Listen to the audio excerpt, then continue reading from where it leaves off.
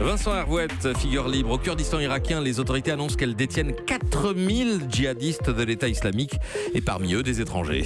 Oui, les autorités d'Erbil donnent les comptes et en priment une leçon. D'abord, il y a les 2500 djihadistes qui ont été faits prisonniers au fil de la reconquête, notamment en juillet à Mossoul. Ça nous rappelle que les Peshmerga ont été les fantassins de la coalition pendant 4 ans. Après la guerre, on les a laissés tomber, oubliés, et cette liste est une façon de se rappeler à nous. Ajoutez à cela plus d'1 millier de djihadistes qui a préféré se rendre aux Kurdes plutôt qu'à l'armée irakienne lors de la dernière grande bataille, la prise de la ville de Hawija en octobre. Souvenez-vous des massacres commis par les miliciens chiites et aussi du sectarisme du régime de Bagdad.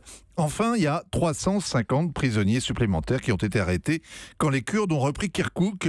Ils ont avoué au cours des interrogatoires qu'ils appartenaient à Daesh et ça montre avec quelle efficacité Kirkouk et son pétrole étaient contrôlés par les Kurdes. Ils ont tout perdu en perdant ces puits qui assuraient leur autonomie. Voilà de quoi rassurer donc les ONG qui s'étaient alarmées de la rafle et de la disparition des suspects. Alors faites les comptes, 2500 plus 1000 et quelques, plus 350, le compte est bon.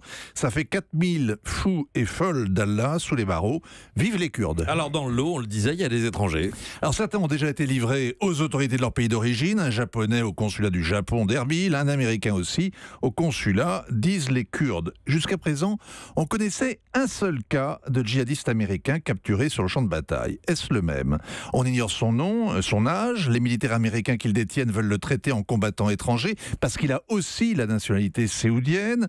Un juge fédéral de Washington les a obligés à le laisser consulter un avocat américain, mais comme il n'a pas été inculpé, il stagne dans une sorte de no man's land juridique. C'est un casse-tête pour Donald Trump.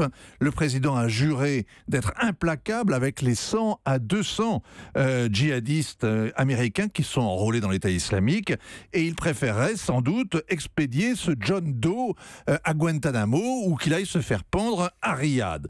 La question cruciale à laquelle il va devoir répondre Donald Trump, c'est est-ce qu'un Américain qui a combattu pour l'État islamique a encore des droits ?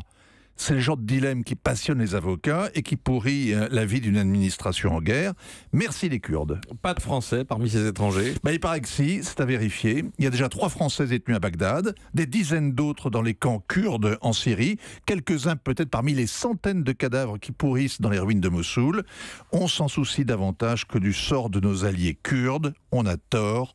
Pardon aux Kurdes. Vincent Hervouette. Axel? Oui, mais justement, Vincent, quelle est la situation sur place? Que la guerre, théoriquement, est terminée maintenant, là-bas. Eh bien, l'après-guerre est encore plus amère que la guerre pour les Kurdes. Ils ont tout perdu, l'indépendance. Ils sont tenus ils se font combattre en Syrie par la Turquie et en Irak. Ils sont tenus désormais en quarantaine.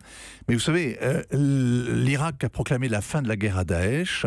Ils ont Abu Bakr al-Baghdadi court toujours. Il y a 20 000 djihadistes qui sont dans les prisons irakiennes. Et l'Irak cherche maintenant 100 milliards de dollars pour reconstruire. 100 milliards de dollars. Europe 1.